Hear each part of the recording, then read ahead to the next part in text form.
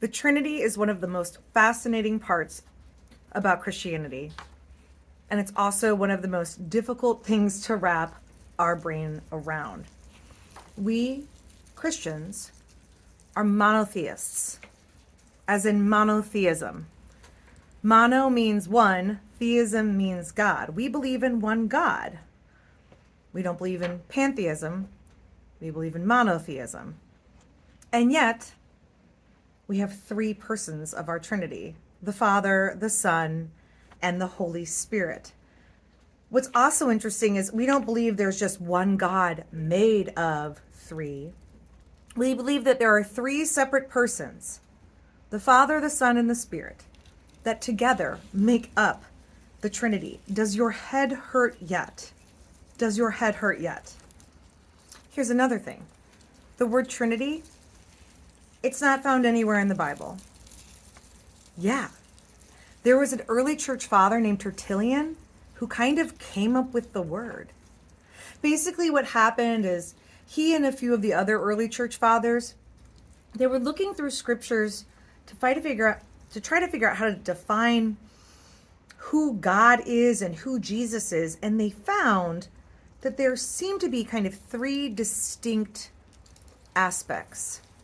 Persons is a better word. Three distinct persons of God. And the first is God the Father, and then we have God the Son, and God the Holy Spirit. And all three of these persons have been part of the Trinity since the beginning of time. God the Father begins in creation and acts upon creation by speaking word. The word that is spoke out into creation to make creation happen is Jesus. And the Spirit that's hovering over the waters, the murky waters, to make it all go. The very breath of God is available as well. It seems strange that we have a Trinity, but I like it. I like it, and I want to talk about why. Monotheism is great. Yes, we are one. Everything is one. There is one God. But the truth is, as I'm interacting with the world, I have my own subjective existence. So there's a me, a Winter, and a you, and all the people in your group tonight. And so we are experiencing life in kind of a different way. We all have our own experiences.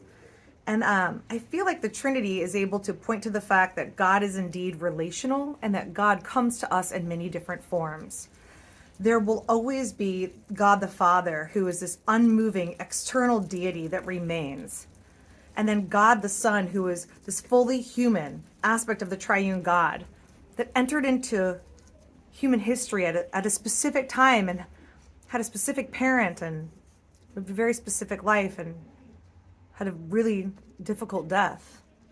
And then we also have the Holy Spirit, who's known as the helper or the advocate, and who is here to teach us everything we need to know and how to work out the redemption of all things.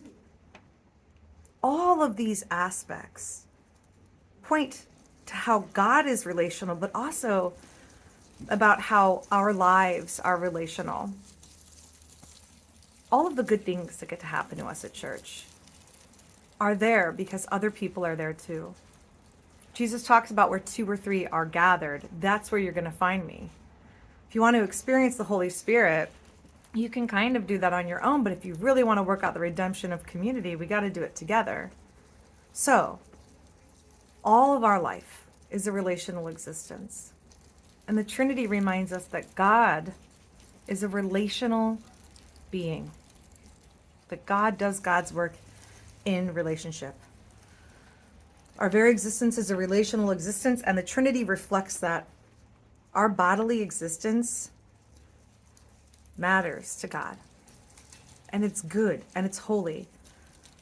We know that because God became incarnate in flesh, just like we are enfleshed. And we know that from Jesus. There will always be a God beyond us and beyond what we can know. And we see that in God the Father.